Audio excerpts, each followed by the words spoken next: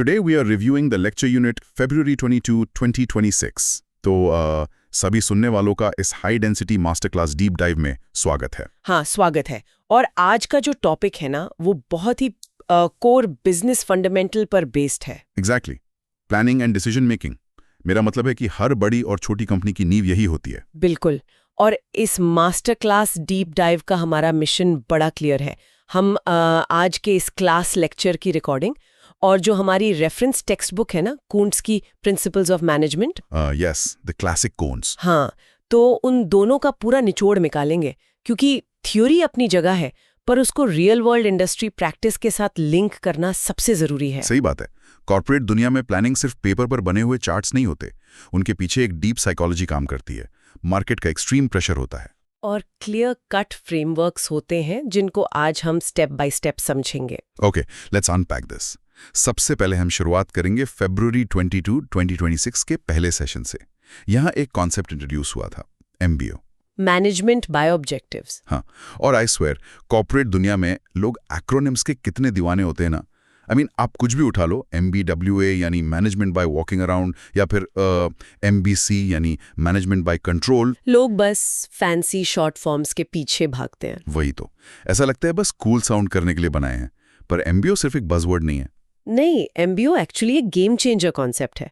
अगर हम इसको थोड़ा हिस्टोरिकल कॉन्टेक्स्ट में देखें तो ये पीटर ड्रकर ने 1960s में दिया था। राइट। उस वक्त क्या हो रहा था कि कंपनियां अचानक से बहुत बड़ी हो रही थी, स्केल बढ़ रहा था, तो टॉप मैनेजमेंट को लिटरली समझ ही नहीं आ रहा था कि उनके जो ग्राउंड लेवल एम्प्लॉइज हैं वो एक्चुअली कर क्या रहे हैं। वो अलाइनमेंट मिस हो रहा था पूरा। एग्जैक्टली। तो ड्रकर का लॉजिक बड़ा सिंपल था, टॉप लेवल ऑर्गेनाइजेशनल ऑब्जेक्टिव्स को बॉटम मोस्ट लेवल तक कैस्केड करना। क्योंकि कंपनी का विजन चाहे कितना भी बड़ा हो, एक CEO अकेले तो उसको अचीव नहीं कर सकता ना। नहीं, बिल्कुल नहीं। एक पिरामिड स्ट्रक्चर बन जाता है जिसमें ऊपर से गोल सेट होते हैं और नीचे की तरफ फ्लो करते हैं। वैसे जब ऊपर से चीजें नीचे फ्लो करती है ना, तो फ्लो और फ्रिक्शन दोनों का बड़ा ध्यान रखना पड़ता है। मतलब हर लेवल पर प्रॉपर सिमुलेशन चाहिए होता है, तभी एंड में एकदम क्लाइमैक्स, मेरा मतलब है तभी एंड में रिजल्ट निकल कर आता है। CG वाले एग्जाम्पल से समझते हैं, जो fast moving consumer goods company का जिक्र हुआ था। हाँ, वो बड़ा सॉलिड एग्जाम्पल था। मान लीजिए उस FMCG कंपनी ने FY 2026-27 के लिए अपना ऑब्जेक्टिव सेट किया कि उन्हें ROIC यानी रिटर्न ऑन इन्वेस्टेड कैपिटल को 2% बढ़ाना है, कॉस्ट को 1% ऑप्टिमाइज करना है और मार्केट शेयर 3% बढ़ाना है। राइट। और ये कोई हवा में तीर नहीं चलाया गया है, ये एक प्रॉपरली डिफाइंड स्मार्ट ऑब्जेक्टिव है। यहाँ ROIC यूज करना बहुत इंपॉर्टेंट है, क्योंकि सिर्फ प्रॉफिट देखना काफी नहीं है। ROIC बताता है कि जो पैसा आपने लगाया था बिजनेस में, वो कितने एफिशिएंटली यूज हो रहा है। सही पकड़ा। और स्मार्ट मतलब भी बता ही देते हैं।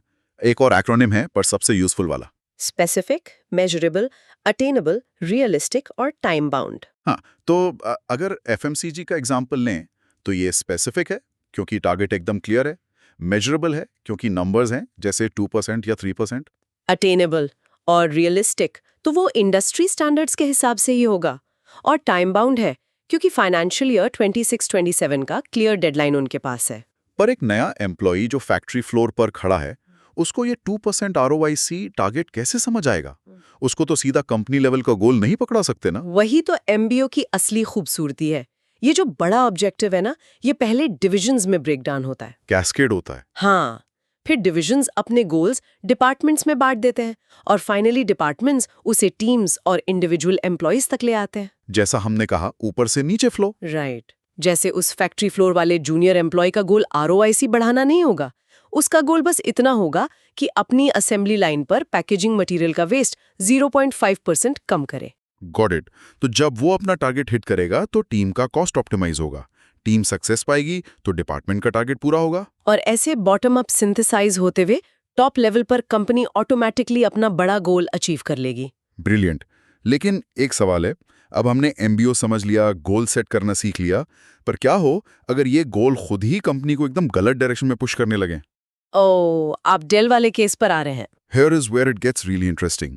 मैं बोलूंगा फरवरी 22 के लेक्चर का सेशन 2 सबसे माइंड ब्लोइंग था। डेल ने अच्छा खासा बिजनेस चलाते हुए खुद को स्टॉक एक्सचेंज से डीलिस्ट क्यों कर लिया था? आई मीन पब्लिकली ट्रेडेड होना तो हर कंपनी का सपना होता है जहां से कैपिटल मिलता है। डेल ने उल्टा रास्ता इसलिए चुना क्योंकि स्टॉक मार्केट का एक बहुत बड़ा फ्लॉ है, और वो है क्वार्टरली रिजल्ट्स का प्रेशर। हर 3 महीने में नंबर्स दिखाओ। एग्जैक्टली मार्केट हर 3 महीने में बॉटम लाइन प्रॉफिटेबिलिटी यानी नेट प्रॉफिट देखता है, और इन्वेस्टर्स को तुरंत रिजल्ट चाहिए होता है। इस चक्कर में टॉप मैनेजमेंट अपना लॉन्ग टर्म इनोवेशन, R&D, नए प्रोडक्ट डिजाइन सब भूल जाती है। सिर्फ शॉर्ट टर्म कॉस्ट कटिंग और क्वार्टर मीट करने पर फोकस रह जाता है। बेसिकली हर 3 महीने में बोर्ड एग्जाम्स देने जैसा प्रेशर। सही बात है, और डेल के फाउंडर्स को ये रियलाइज हो गया था कि अगर पब्लिक मार्केट उन्हें ऐसे ही हर क्वार्टर इवैल्यूएट करती रही तो वो कभी भी अपने सप्लाई चेन मॉडल को रैडिकली इनोवेट नहीं कर पाएंगे। उनको डिसरप्टिव मॉडल बनाना था जिसमें सालों लग सकते थे। इसीलिए उन्होंने खुद को प्राइवेट कर लिया, मार्केट से डीलिस्ट हो गए ताकि बिना किसी क्वार्टर प्रेशर के अपने लॉन्ग टर्म विजन पर फोकस कर सकें। फिर वहां से लोकल डिस्ट्रीब्यूटर और आखिर में रिटेलर की दुकान पर। इस रूट में सबसे बड़ा प्रॉब्लम क्या था? सबसे बड़ा इशू था इन्वेंट्री ट्रैप और वर्किंग कैपिटल का लॉक हो जाना। वर्किंग कैपिटल यानी रोजमर्रा का बिजनेस चलाने वाला पैसा। राइट। ट्रेडिशनल मॉडल में हजारों लैपटॉप्स बनकर फिजिकली वेयरहाउसेस और शेल्व्स पर महीनों पड़े रहते हैं। जब तक कस्टमर खरीदता नहीं, पैसा वापस नहीं आता। तो कंपनी का करोड़ों रुपए उस प्लास्टिक और सिलिकॉन के डब्बों में 3-4 महीने के लिए लॉक हो गया। और डेल ने आकर इस फिजिकल चेन को पूरी तरह तोड़ दिया। उन्होंने डायरेक्ट टू कस्टमर मॉडल अपनाया। आप वेबसाइट पर जाओ, अपनी रिक्वायरमेंट बताओ कि इतनी रैम चाहिए, ये प्रोसेसर चाहिए। Completely customized product. सीधा डायरेक्ट कांटेक्ट, कोई बीच का आदमी नहीं। डायरेक्ट एक्शन का मजा ही कुछ और है। और अगर एडवांस पेमेंट मिल जाए तो परफॉर्मेंस भी ऑब्वियसली ज्यादा एनर्जेटिक होती है। हाँ बिल्कुल, और इस डायरेक्ट टू कस्टमर और एडवांस पेमेंट मॉडल ने ही फाइनेंस की दुनिया में नेगेटिव वर्किंग कैपिटल का कॉन्सेप्ट पॉपुलर किया। हाँ, negative working capital, I love this concept. Traditional business में साइकिल आगे चलती है, पर नेगेटिव वर्किंग कैपिटल में साइकिल उल्टी घूमती है। कस्टमर ने डेल को पहले ही एडवांस पे कर दिया, अब डेल उसी कस्टमर के पैसे से पार्ट्स खरीदता है, लैपटॉप असेंबल करता है और शिप कर देता है। मतलब कंपनी का खुद का 1 रुपया भी ब्लॉक नहीं हुआ। डेल लिटरली अपने कस्टमर्स के पैसे पर पूरा बिजनेस रन कर रहा था। मिडलमैन गए तो प्रॉफिट मार्जिन बढ़ गया, इन्वेंट्री की कॉस्ट 0 हो गई, और कस्टमर को बिल्कुल फ्रेश अपडेटेड मशीन मिल गई सस्ते में। पर ये सब पब्लिक मार्केट के क्वार्टरली प्रॉफिट प्रेशर में रहकर कभी नहीं हो पाता। कभी नहीं। इनिशियल फेज में इस ट्रांजिशन के लिए उन्हें लॉसेस भी झेलने पड़े होंगे जो पब्लिक मार्केट अलाउ नहीं करती। सही कहा। अब आते हैं इस लेक्चर के तीसरे हिस्से पर, सेशन 3, जहां इस पूरे प्रैक्टिकल कॉर्पोरेट ड्रामा को हमारी रेफरेंस टेक्स्ट बुक से ब्रिज किया गया है। कून्स की प्रिंसिपल्स ऑफ मैनेजमेंट स्टडीज की फाउंडेशन बुक। इसके शुरुआती चैप्टर्स में ही एक क्लासिक डिबेट आती है कि मैनेजमेंट एक्चुअली है क्या, इज इट अ साइंस और एन आर्ट। कून्स ने इसको बड़ा नुआंस देकर समझाया है। उनके अकॉर्डिंग मैनेजमेंट इन दोनों का एक कॉम्प्लेक्स मिक्स है। साइंस इसलिए क्योंकि इसके पीछे सालों की रिसर्च है, एक ऑर्गेनाइज्ड नॉलेज और थ्योरीज हैं। कॉज एंड इफेक्ट रिलेशनशिप्स हैं, जैसे फिजिक्स में होते हैं। हाँ, जैसे MBO या ऑर्गेनाइजेशनल बिहेवियर के स्ट्रक्चर्ड प्रिंसिपल्स। लेकिन सिर्फ किताबी ज्ञान होना काफी नहीं होता ना, इसीलिए it is also an art. क्योंकि थ्योरी पढ़ना और उसे एक्चुअल अनप्रेडिक्टेबल इंसानों पर अप्लाई करना दो बहुत अलग बातें हैं। आर्ट का कोर मतलब ही है नो हाउ, यानी अपने साइंटिफिक नॉलेज को रियल वर्ल्ड की मेसी सिचुएशंस में अप्लाई करके रिजल्ट निकालना। एक एक्सपीरियंस डॉक्टर को मेडिसिन की बहुत डीप साइंस आती है, पर पेशेंट की कंडीशन देखकर राइट टाइम पर राइट ट्रीटमेंट देना उसकी आर्ट है। मैनेजमेंट भी बिल्कुल वैसा ही है। कून्स एक्सप्लिसिटली कहते हैं कि मैनेजमेंट में वन बेस्ट वे जैसी कोई चीज नहीं होती। जैसे हम लोग टेक्निकली कंटिंजेंसी या सिचुएशनल मैनेजमेंट कहते हैं, भाई हर पोजीशन, मेरा मतलब हर सिचुएशन के हिसाब से टेक्निक बदलनी पड़ती है। अगर रिजिड रहोगे ना तो बस दर्द ही होगा। हाँ, कंटिंजेंसी अप्रोच हमेशा एक्सटर्नल एनवायरनमेंट पर जोर देती है। इंटरनल कल्चर, मार्केट का प्रेशर, इन सबको देखकर स्ट्रैटेजी बनती है। जो फास्ट मूविंग स्टार्टअप में चलेगा वो स्टील प्लांट में नहीं चलेगा। इसीलिए टेक्स्ट बुक की केस स्टडीज बहुत आई ओपनिंग है। एक केस मेंशन था ना, case 8-1 semiconductors inc. Oh yes, इस कंपनी के प्रेसिडेंट को अचानक पता चलता है कि उसके सारे मैनेजर्स सिर्फ शॉर्ट टर्म गोल्स पर फोकस कर रहे हैं। वो सब बहुत अच्छे फायर फाइटर्स बन गए थे। एग्जैक्टली। आज कोई क्राइसिस आई तो तुरंत आग बुझा दी और हीरो बन गए, पर फ्यूचर में आग लगे ही ना, इसके लिए कोई लॉन्ग रेंज प्लानिंग नहीं थी। और इसके पीछे प्रॉब्लम थी उनका रिवॉर्ड सिस्टम। मैनेजर्स को बोनस मिलता ही डेली इमरजेंसी सॉल्व करने पर था। ह्यूमन बिहेवियर तो वैसा ही होगा ना, जैसा इंसेंटिव मिलेगा। अगर आप आग बुझाने पर इनाम दोगे तो लोग आग लगने का इंतजार ही करेंगे। ये प्रैक्टिकली उस डेल वाले इशू से कनेक्ट होता है जहां short term matrix long term health को खा जाते हैं। बुक में एक और मस्त केस था, हार्ट इलेक्ट्रॉनिक्स और फ्रेड डेनी का। यहाँ उल्टा ही जीन था। हाँ, टेक फाउंडर्स का टिपिकल प्रॉब्लम। उन्हें लगता है कि मैनेजमेंट कोई एग्जैक्ट साइंस थोड़ी है जैसे मैथमेटिक्स, तो फॉर्मल ट्रेनिंग क्यों लें? Founders trap. उन्हें लगता है मैं कोड लिख सकता हूँ तो 50 लोग भी मैनेज कर ही लूंगा। पर जब कंपनी 500 एम्प्लॉयज तक स्केल करती है तब अलाइनमेंट और सिस्टम्स चाहिए होते हैं। मैनेजमेंट चाहे इनएग्जैक्ट साइंस हो क्योंकि ह्यूमंस अनप्रिडिक्टेबल हैं, पर उसको इग्नोर नहीं कर सकते। हाँ, पीएसयूज और लाला टाइप शॉप्स के साथ। पीएसयूज यानी पब्लिक सेक्टर अंडरटेकिंग्स भी सरकार के साथ एमओयू साइन करती हैं ताकि अगले साल के क्लियर ऑपरेशनल गोल्स सेट हों। और जो छोटी दुकानें होती हैं उनका अपना देसी एमबीओ चलता है। भारता सिस्टम? बिल्कुल। इनके पास स्मार्ट गोल्स और आरओआईसी जैसी वोकैबुलरी नहीं है, पर पारदा सिस्टम उसी का माइक्रो लेवल वर्जन है। दिन के एंड में गल्ला चेक करना, रोज का हिसाब मिलाना कि क्या बिका, क्या बचा, मुनाफा हुआ या नहीं। अगर कोई आइटम नहीं बिक रहा तो दुकानदार अगले दिन उसकी स्ट्रैटेजी बदल देगा। डेटा ड्रिवन डिसीजन मेकिंग है, पर देसी फॉर्मेट में।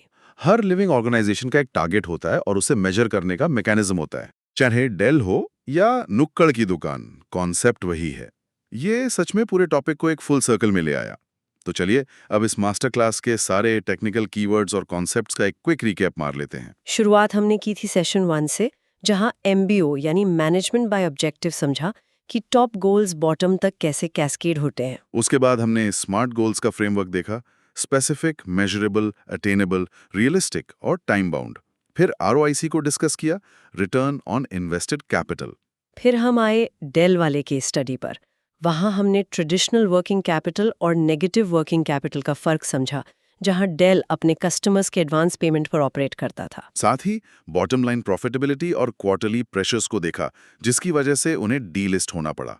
और एंड में कून्स की फ्रेमवर्क से हमने साइंस वर्सेस आर्ट और कंटिंजेंसी थ्योरी एक्सप्लोर की, जिसका सबसे बड़ा लेसन यही था कि मैनेजमेंट में no one best way exist.